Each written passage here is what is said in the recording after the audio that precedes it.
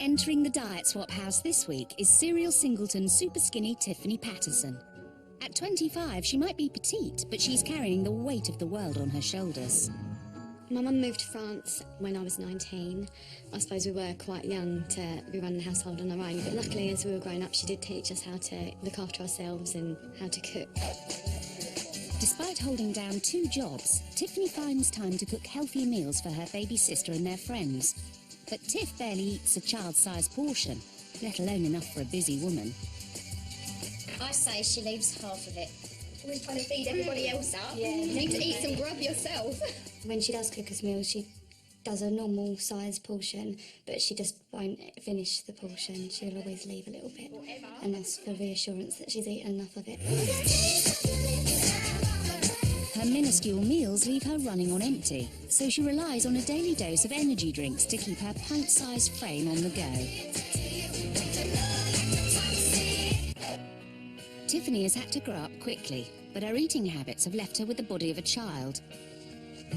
She's looking for love, but she looks so young she often finds it hard to get into a bar to start the search. What comes hand in hand with being thin is looking quite a lot younger than I am, and I do get asked for ID quite a lot wherever I go.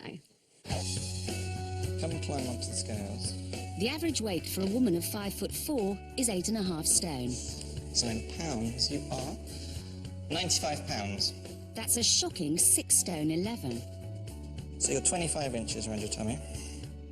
Tiffany's tiny portions and sugar-packed drinks have left her with the body of a 15-year-old.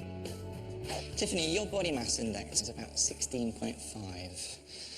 Normal is 20 to 25. So 16.5 sounds quite low to me. What about you? It sounds little, yes. Yeah? Yes. How long have you been that way? I haven't changed weight or height, I don't think, since I was about 15, 16. You've been looking after your sister, haven't you, since you were quite young? And I think you look after other people to the expense of your own health and your own needs. But here to give Tiff some one-on-one support is Supersize dance floor DJ Keith Kelsey, who's also desperate for a date. And his late-night food antics could teach her a thing or two about bulking up.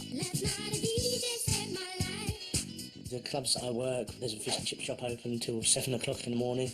There's a Chinese, and when you've done a night's work and you can smell it coming out of the restaurants, yeah, it's nice. And you go home and feel content, go to sleep, and load another few pounds on. So guys, get the fillers, and I don't get those £2 drinks. DJ Keith's the life and soul of the party, but his irregular eating habits and king-size portions have left him deflated.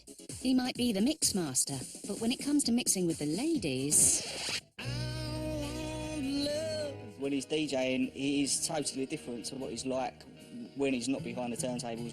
He seems to lack all the confidence that he's had, and I think that's where he suffers in relationships. He wants to be able to be the Keith that he is behind the turntables in front of a lady. I've been single for a couple of years now. I think weight destroys self-confidence, and I don't like myself, and if I don't like myself, how can anybody else like me? That's how I see it. Come and climb on these. Your average 6-foot bachelor weighs in at 12.5 stone. 415 pounds, we'll call it. That's not far off an almighty 30 stone. I'm going to have to add a little bit. About 5, we'll call you 65 inches around your tummy. Keith's out-of-hours foodathons have ballooned his body. All right, Keith, your body mass index works out at about 56.5. Does that mean anything to you? Yeah, it's really bad. If I tell you a normal is between 20 and 25, you're well over double that. I basically want to get myself put on the right track. I've got a 4-year-old daughter, and she's like the light of my life. Probably the ultimate reason to sort myself out. I probably need a thunderbolt, hit me hard from somebody I don't know. That's me then, isn't it? That's you. That's what I'm going to do. Keith's massive frame is at the other end of the scale from Tiffany's skinny body, but they have one crucial factor in common. Both of their extreme bodies are caused by poor diets. I'm hoping that by taking part in my diet swap, they're going to learn from each other how to enjoy a healthier future with food. They say opposites attract, and with a 23 stone difference in weight, Keith and Tiffany are certainly polar opposites. Time for these two singletons to meet face to face. You're bigger than me. We're at the ends of the extreme then. Yes. So. Totally different ends of the scale, and we obviously both had problems, but she actually, I thought, looked pretty good. Yeah, pretty hot actually. Yeah, baby. I'm joking, don't delete that off. Well, someone's certainly smitten. But before Keith gets to swap phone numbers and diets for 5 days, he's got to witness what Tiff eats during an average week. The course of love could be changed forever. So, Tiffany, let's start with you. This is what you have for breakfast. Cereal. What do you have with this? I have energy drink at around 9 o'clock. Why? Is it because you're hungry? Is it because you're not awake? Is it... What's going on? I really just think it's habit. I think it's a bit of an addiction. Here's your lunches. That looks like sandwich, cheese and tomato, possibly? Yeah, I'd probably have sandwich, eat half or 3/4, have some crisps. That looks like some pasta salad. Again, how much of that would you eat? I'd probably go for 3/4, I suppose. Okay.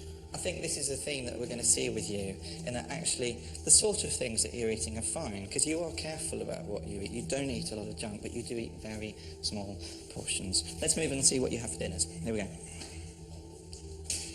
Talk me through this. That is shepherd's pie. It's homemade. Homemade shepherd's pie. How much roughly do you eat? Let me guess, not a whole load. Definitely she's not eating enough.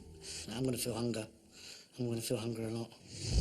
An average calorie intake for a woman is 2,000 calories per day. With her hectic lifestyle and an intake of just 1,800, Tiff is under-eating by 1,400 calories per week, making it impossible for her to gain weight. So, Keith, I think it's your turn. Let's have a look at your tube. Wow, cheese on toast. Yeah. How many of those would you have at a time? 4. Let's move on to then lunches. On this salad, you've added 1,000 calories extra in dressings. Fried chicken. Yeah, that's fried chicken. How many calories did she eat roughly a day? Do you remember? 1,800. 1,800. How many calories are in that one meal? Not 1,800, no way. 1,800 calories in that one takeout meal alone. Keith's diet is quite scary. He eats lots of sort of takeaways and lots of bread, lots of stodgy food. I'm not sure how I'm going to fit it in. The average calorie intake for a man is 2,500 calories per day. On his worst days, Keith is devouring a colossal 6,000 calories. That's a whopping overeat of 9.5 days' worth of food every week. Are you starting to see now the things that you're doing that are really doing you a lot of damage? Embarrassing. Right, it's embarrassing for me as well. Fat fighting. Doesn't sound like a lot of fun, but it can be, because today is all about pizza ping pong. And no one loves a crazy food/exercise combination more than my flat-fighting females from Newport. We've been following this diet club as they get up to all sorts in the quest to drop a dress size or 2. And here's where the challenge gets interesting. They're still allowed to eat their favourite naughty treats before facing the weekly weigh-in. It's week 6 of their weight loss battle and the moment of truth. I stayed the same. 3/4 of a pound. Oh, I stayed the same. I lost the pound and a half. Oh, I stayed the same. I stayed the same. Oh, I have stayed exactly the same. In the last 6 weeks, the group has lost a total of 3 stone and 5 pounds, but with a group loss of just 2.25 pounds. This week is almost a total write-off. Maybe it's reason number 6 for the dieting disaster. Pizza. I love pizza. I love everything about pizza. I love all the different flavours you can get. The thick pan, the thin ones. Any pizza, I just absolutely love pizzas. They're just delicious. There's a certain person here that's slightly obsessed with pizza. Bev. It's you, isn't it? It's me. Tell me about your love of pizza. I just love pizza. How often are you having it? How often are you having your pizza? Twice a week. What, a full-on A one? nice big whole pizza. Are we talking 12-inch? I wish.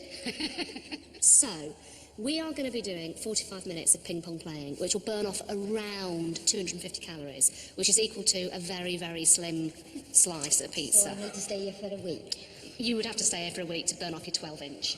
Are you ready?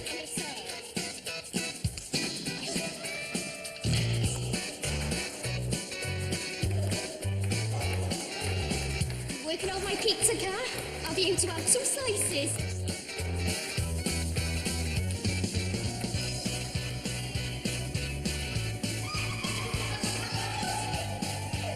If you're partial to pecking on pizza, then think again as to which one to choose. A medium sloppy Giuseppe at Pizza Express will cost you 2 hours on court. And for a recession-busting Tesco's own margarita, you'll have to endure 2 hours 45 minutes of table tennis. But for a mighty meat mayhem from Domino's, get ready to ping your way through a staggering 6 hours and 50 minutes of ping pong. Pizza delivery! So will they bank those calories or binge? Some of us have been working very, very hard. And because we've been playing ping pong for 45 minutes and we've burnt off around 250 calories, which is equivalent to a small slice of pizza, I think we can treat ourselves to a slice. You were really good, Bev. Off you go. Bit of a large one there. Karen? There you go. Still thanks. No? No? You're banking your calories? No thanks. Good girl. Jack, come on. You and me are working so hard. We were working really hard. Put that back. Who'd have thought ping pong would work up such a sweat? Exercise doesn't have to be conventional. A little bit of racket sport, banter with your mates, slice of pizza. Everyone's a winner. Super skinny singleton Tiffany Patterson has the body of a teenager. At 6 stone 11, this 25-year-old workaholic is desperate to put on weight. She's swapping diets for 5 days and 5 nights with Supersize DJ 29.5 stone Keith. It's the first night in the feeding clinic, and Keith's got some tips for tiny Tiff on how to cope with his enormous late-night feast of chicken chow mein and prawn crackers. Feels really nice. You get one of them and scoop it. Like that? Yeah, like that. That's it. And then teeth over the top and straight in. It's quicker as they get more in. So how long does it take you to eat all of this? I could probably get that done in about 10-15 minutes. Seriously? Yeah. Ew! Don't joke. She's mastered the scoop like a pro, but faced with Keith's late-night portion size, Tiffany's struggling. Like 24% of people in the UK, Keith works irregular hours, which means irregular meals. His 4 a.m. pre-bed takeaways are a recipe for disaster. The combination of late-night eating and being too tired to burn off excess calories has left Keith with a wedge of fat around his waist. Keith's diet is sort of generally weird times of the day and night, and early in the morning. I wouldn't be able to eat at those times and then sleep on it. It can't be very healthy for his body. Meanwhile, Keith is done and dusted with his minuscule homemade slither of shepherd's pie. Here we go, last mouthful.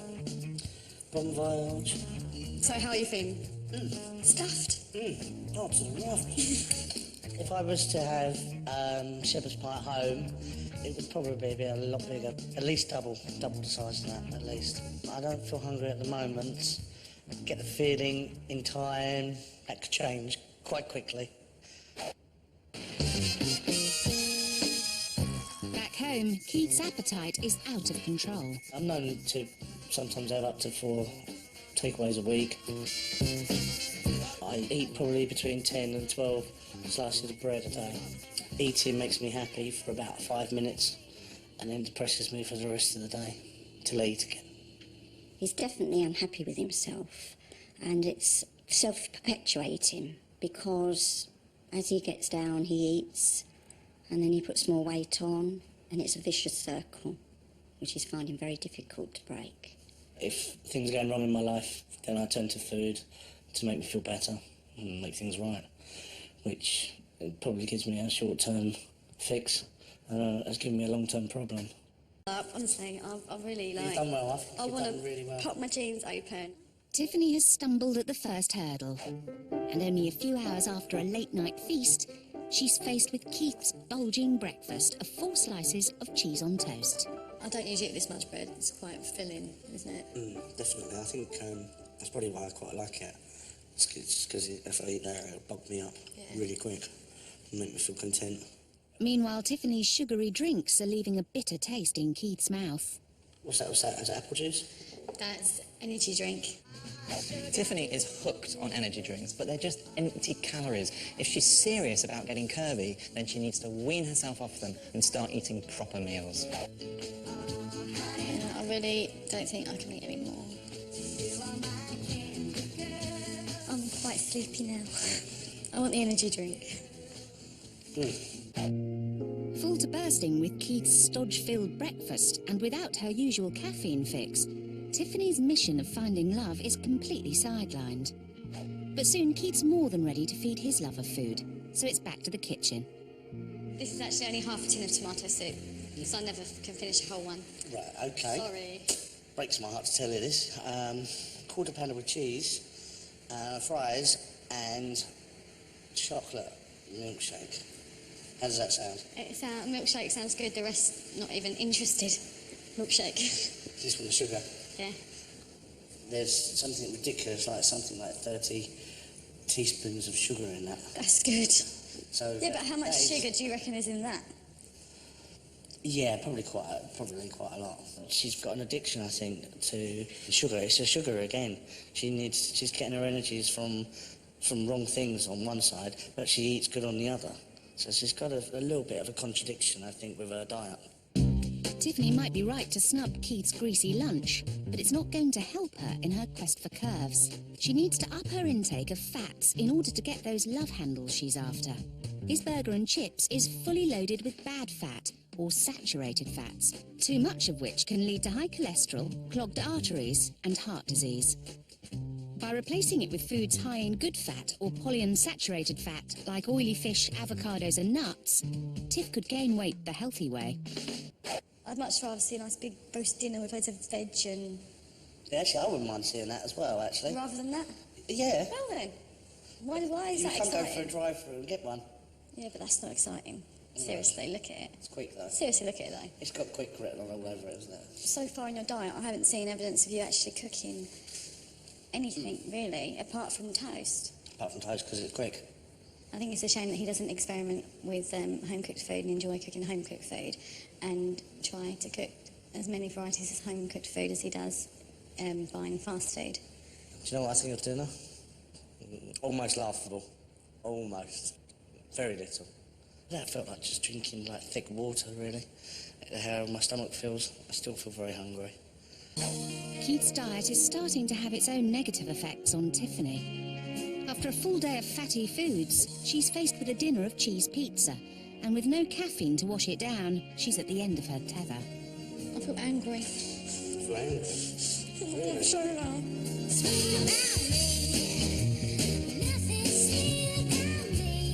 I wanted to cry when I saw it was pizza and water for dinner.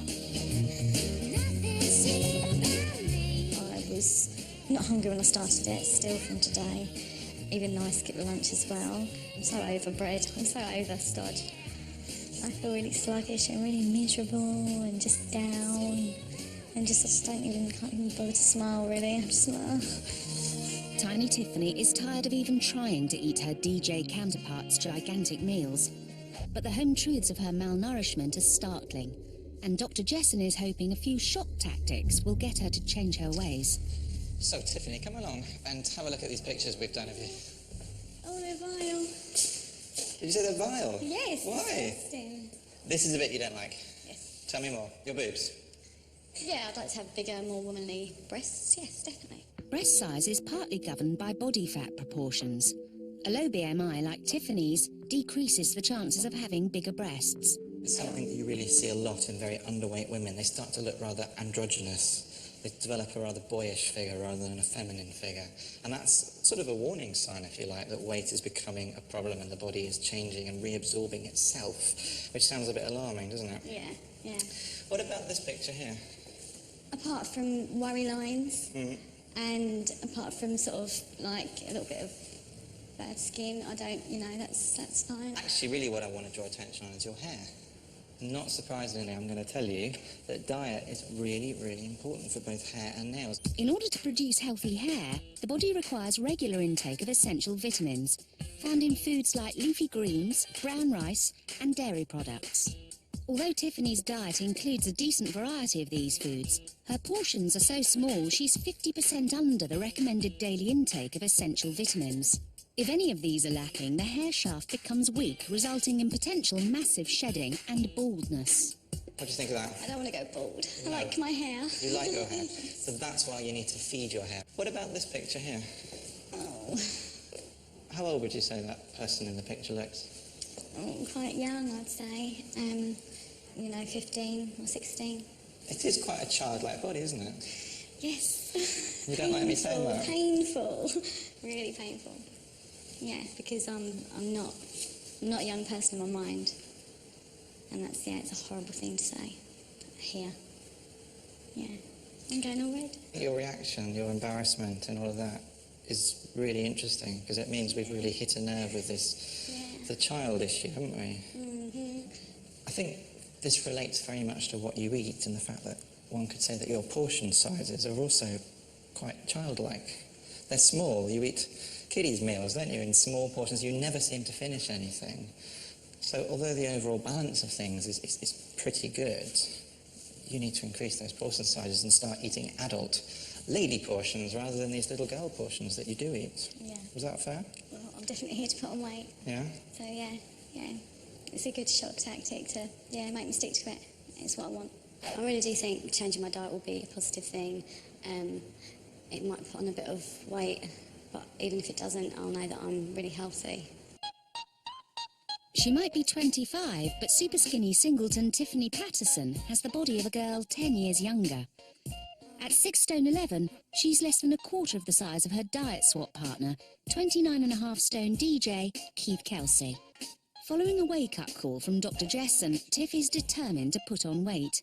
Meanwhile, with Keith's meals reduced to the portion size he'd usually feed his 4-year-old daughter, he's finding the whole thing a joke.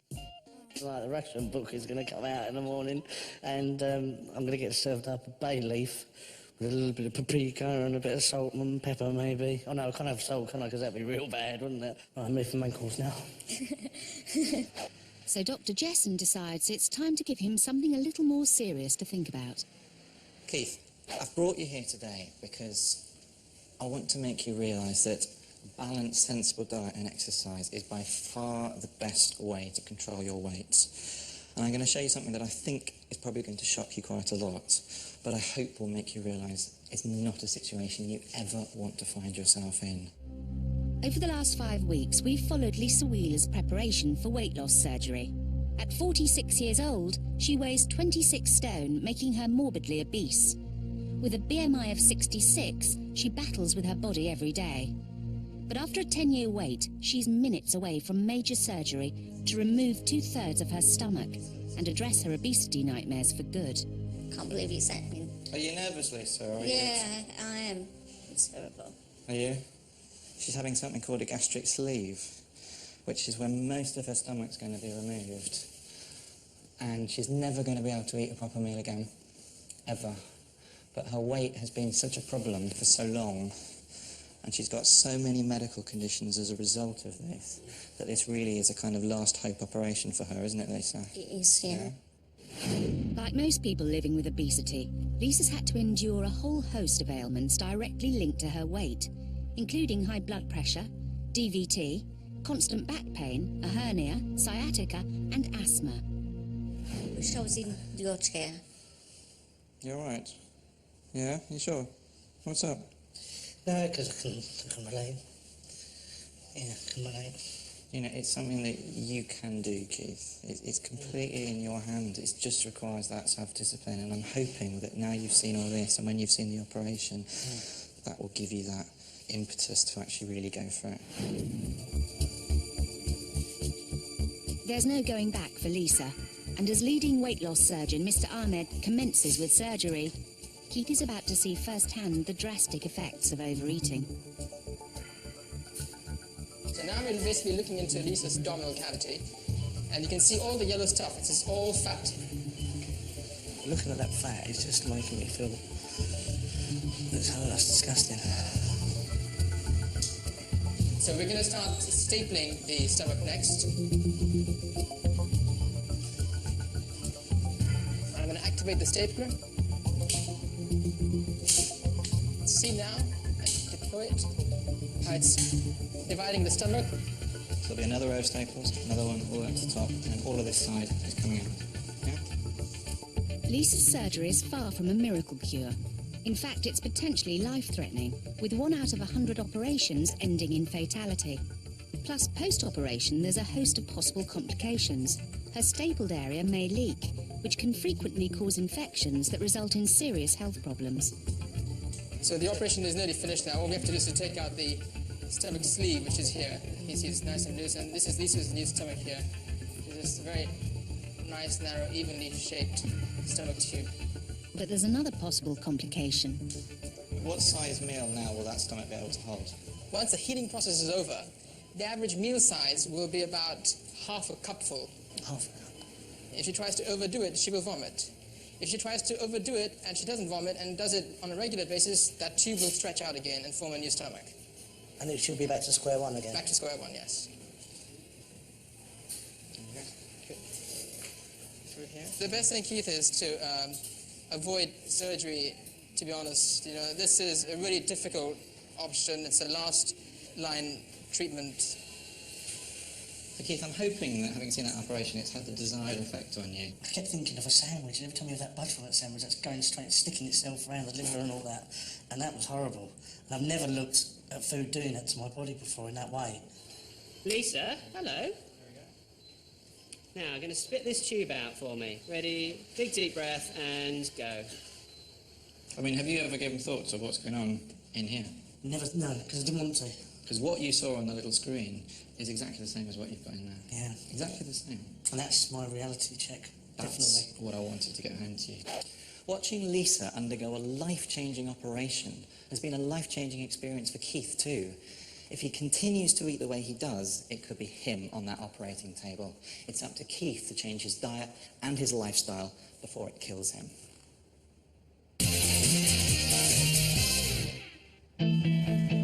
It's lunchtime in the diet swap, and with Lisa's surgery fresh on his mind, a trip to the takeaway is a whole new experience for Keith and Tiffany. Do you know what, normally that would actually probably send my mind into a frenzy and my taste buds would be going, I want that, but after this week and seeing what I've seen, it's still... Lisa? Yeah, Lisa, and I can't get it out of my head. Just seeing the arteries and all her organs. Don't put me off my food. Oh, you enjoy? I'm definitely enjoying chicken. I'm a big fan of chicken. It's a lot more than you'd normally eat, isn't it? Yeah, definitely. I'm quite full up. My little belly's happy. Tiffany isn't the only success story of the day. Armed with her lunch of a jacket potato with tuna, Keith is learning takeaways can be part of a busy lifestyle, as long as you choose the healthy option. Would you prefer the lunch I ate today or the lunch you're eating today? No, this lunch is a lot better. I'm really enjoying it. Almost to the point, I would say, almost getting me horny. Yeah, baby, the mojo's back. Watch out, Tiffany. And on the final morning in the feeding clinic, they're back on the road to a more nutritional future. Are you looking forward to going home? Last meal together ever? Yes and no. It's been actually quite good here. Quite a learning curve. It's all become like a bit of an extended family this week, so we've all learnt a lot about each other. But on the other hand, I can't wait to see my little one.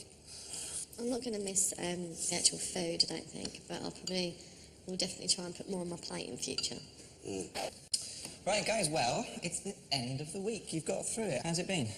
It's been all right, actually. It's not too bad. Not as bad as I thought it would be. Yeah? It was hard. You've been quite tense, haven't you, this week? Yeah. Do you think you've benefited, though? Yes, definitely. I feel really positive about everything on what you've said and everything I've learnt this week, and can't wait to start my new lifestyle, really, when I get back. He's raring to go, isn't he? Yeah. All right, well, listen, let me give you your diet plans, which are here. Tiffany, this one is yours. There you go. Everything you need to know all in it. Keith, that's yours. I'm really looking forward to seeing you again.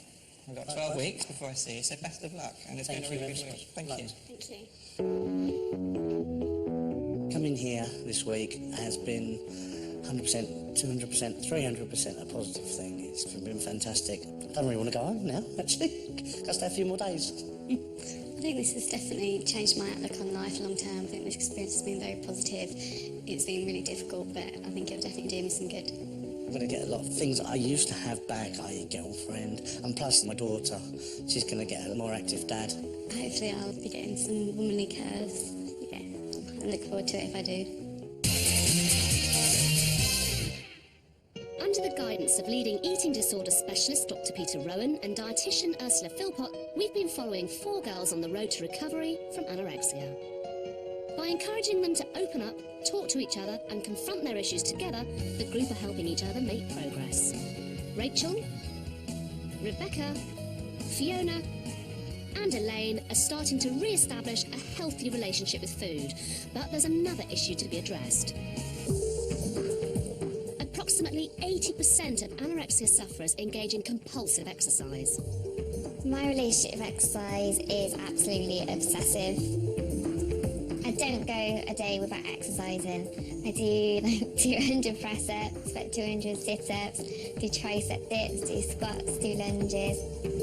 My exercise in a way was worse than my relationship with food. I used to be so obsessive with exercise. I used to go to my local gym. I would spend 5-6 days a week there for hours. If I'd eaten something, then I'd feel quite overwhelmed by it and would then exercise, and it'd be about an hour and 45 of just really going full pelt at it quite quickly until it hurt. And when I realised it started hurting, that was when I felt that I was achieving most of it, of getting the food off. If this behaviour sounds familiar, then it shouldn't be ignored, and there are other possible signs of anorexia to look for too. Warning signs for compulsive exercise would be things like committing to exercise despite having lots and lots of other things in your life, so always finding a way to exercise, setting yourself really unachievable and harsher goals with your exercise, and doing it in quite a solitary or secretive way. Eating very little and exercising too much is a dangerous combination that can result in stress fractures, osteoporosis, degenerative arthritis, loss of periods, reproductive problems, and heart problems.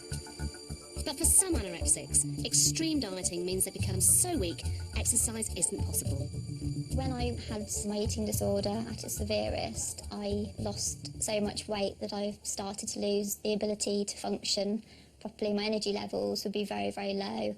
I would get tired very quickly. I was still swimming at that particular time, and I noticed I wasn't able to swim as far as I had done before. I was cycling. Again, that was more of an effort. It's important for the girls to exercise in a safe and healthy way, and Ursula's got a plan. Hey. Hello. The reason I've asked the girls to come today and do a yoga class is because it's a really good activity for somebody with an eating disorder. It's skills-based rather than being goal-orientated, so you're not counting calories all the time they're working on a skill. It's time-limited. There's a definite start and a finish time, so people can't just keep going and going. It's fun and it's sociable and it's quite low impact, so it's actually good for bones as well. My parents said, "Oh, Rachel, why didn't you go and do Pilates? Why didn't you do yoga?" But for me, I was like, nope, it's not high intensity, it's not strenuous, I don't want anything to do with it. See if you can inhale your fingertips towards the ceiling.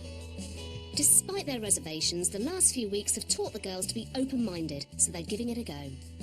I think I need to start doing different kind of exercise because I must be damaging my body for what I'm doing. So something low impact, which is also a stress relief as well, which maybe can relax me when I'm anxious about food and putting on weight and things. So, yeah, I think it's something I'm going to look into. I've kind of felt that exercise has been something that you've had to always go full pelt at. So now seeing it on this more calmer, soothing level was something that took a bit of adjusting to, but I feel more refreshed now. It didn't hurt and it didn't make me sweat and breathless or anything, so it's a lot better. The old cliche, my body is a temple, is actually sort of has meaning to it at the moment. Thank you. It's a really good class. Later, the girls are faced with their biggest challenge yet, knowingly cooking and eating a highly calorific takeaway. Just seeing what's gone into the corned beef, it looks rife in calories and fat, and it looks quite sickening, to be honest, the amount of it.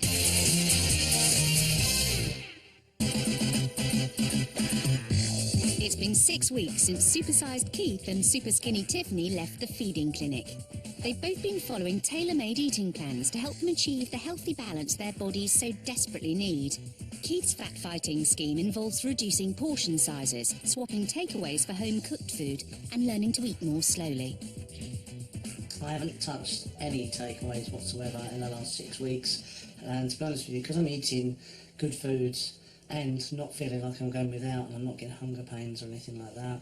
I'm not missing them, really. Tiff's plan to pile on the pounds includes beefing up her portion sizes, eating a range of good fats and ditching energy drinks. I'm finding it much easier to finish a meal. I think my stomach's probably got a bit bigger. So when I get halfway through a meal, I'm more relaxed and I just sort of finish it like anyone else does. And best of all, Tiffany's learning to share her workload and enjoy food again. Recently I've gotten home from work and it's been Emily's night off and she's had dinner there ready for me on the table when I walk through the door, and that's really, really nice. I still do really enjoy cooking, but it's sort of taking the edge off a bit, having other people willing to help. Earlier, Elaine, Rachel, Rebecca and Fiona tackled their attitudes towards exercise, and under the guidance of dietitian Ursula Philpott, they've learnt to replace their intense calorie-burning exercise regimes for more relaxing yoga. But their food issues remain top of the agenda, and with 6 weeks' work under their belts, Ursula's about to step things up a notch. At this point in the course, the girls, I think, need a really, really big challenge. So today I've brought them to a busy Indian takeaway restaurant where they'll be preparing and cooking and eating some of their own takeaway food. So this is going to be really challenging for the girls because they're going to have to knowingly eat high-calorie and high-fat foods. A gourmet curry gets most people salivating, but for anorexia sufferers, food is not about pleasure. It's all about control. One of the real gains of being anorexic for many of them is the sense of control that it gives them in a world which is otherwise feels very much out of control. Takeaways are difficult for me because I just associate it with being fattening and greasy. I don't know how it's been made or what's in it or anything. My absolute nightmare is fast food. I can't eat takeaways or anything like that. I hate greasy food. It used to be something I used to enjoy on like a Friday, Saturday night with my mum. But since my eating disorder, I've liked to have control of what I was cooking everything from scratch, so I knew exactly what was going in. What a brigade! We've got the tandoori chefs and the curry chefs. The girls are about to relinquish all control of their calorie intake to the experts, and it's not long before the reality of what makes a mighty fine curry becomes clear. You slip the baby aubergine and then you deep fry it, yeah? And then you finish the korma sauce with a bit of cream. Cooking this rich food is forcing the girls to confront their controlling anxieties around the food they eat. But today they'll have to relinquish that control and eat this high-calorie meal. We're going to actually teach you how to make the korma sauce. A curry might be high in fat, but as a one-off treat, it's a perfectly normal and tasty part of an average person's diet. Just seeing what's gone into the korma, it looks right in calories and fat, and it looks quite sickening, to be honest, the amount of it. So I really only have a teaspoon, I think, looking at it. With the cooking complete, it's time to head home to eat. But will the girls manage to let go of their calorie obsessions and simply enjoy the fruits of their labour? I'd probably say that you need a little bit more rice and a little bit more sauce. Okay. Probably just spoons of each, yeah. If someone had told me I was going to eat Indian, I would have said, okay, I'll eat Indian, but I won't eat a korma. Yeah, and it's actually my favourite dish. When you have an eating disorder, you have very fixed ideas or fixed beliefs about how things should be or how things are, and actually sometimes the reality is different. And one of the things I wanted to get you to get a sense of today is that actually, you know, your beliefs about takeaways might not be true. I really enjoyed it. Really, really nice. And how are you feeling full-wise? Because I pushed you with your portion a bit there. I feel actually fine at the moment, so I'm quite happy with that. At the beginning, the girls struggled with even a sandwich, but with 6 weeks of united efforts, they're finally managing to eat regular meals. I really enjoyed it, the taste of it, the texture and everything. It was something that I could easily have again. I really, really enjoyed it. And to be honest, I put the taste above the calories today. I think that's an important point, isn't it, that you made about putting taste above calories and actually choosing things that you like the taste of, rather than thinking, I can't have this or I can't have that. But put it this way, I think I'll definitely be getting an Indian takeaway again. Oh, excellent. I think as a group, they've really bonded together. You know, they get on well together and they obviously get a lot of support from each other. They've really enjoyed the tasks as well, and I think, you know, today having fun, they've really got a lot out of that. And I think they have started to question some of their beliefs about things and have a greater understanding of where they are with their disease and where they might need to go to next. If you want more advice about healthy eating, then go to www.channel4.com/health. 12 weeks ago, Superskinny Tiffany and Supersized Keith swapped diets in an attempt to stamp out their bad eating habits. But has it worked? Before they hop on the scales, it's time for our singletons to be reunited. You look skinny. How you doing? I'm alright, you? You call him skinny? Yeah, skinny. How do you think he's looking? Yeah, you look really good. Definitely lost. You look more bonny in the face. Do I? Definitely, yeah. They may well look the part, but the scales don't lie. So do you remember your first weight when you arrived here? 6'11". Well, you're now 7 stone 2. You've put on 5 pounds. You have. Tiffany has added half an inch to her waist and arms, and an inch to each thigh. That's a healthy 3.5-inch gain overall. So, Keith, your turn. Put you out of your misery. What did you weigh when you came here? 29 stone 9. I can tell you that now you weigh 26 stone. So you've lost 3 stone 9 pounds, which is pretty incredible. Keith has managed to lose 6 inches around his tummy, 3.5 round each thigh and 2 round each arm, for an overall loss of 17 inches. So it just shows if you can do that, both of you, in 3 months. Are you going to keep this up? Yeah, Yeah? Definitely. I really hope. So do you. I think you both look great. I'm really happy.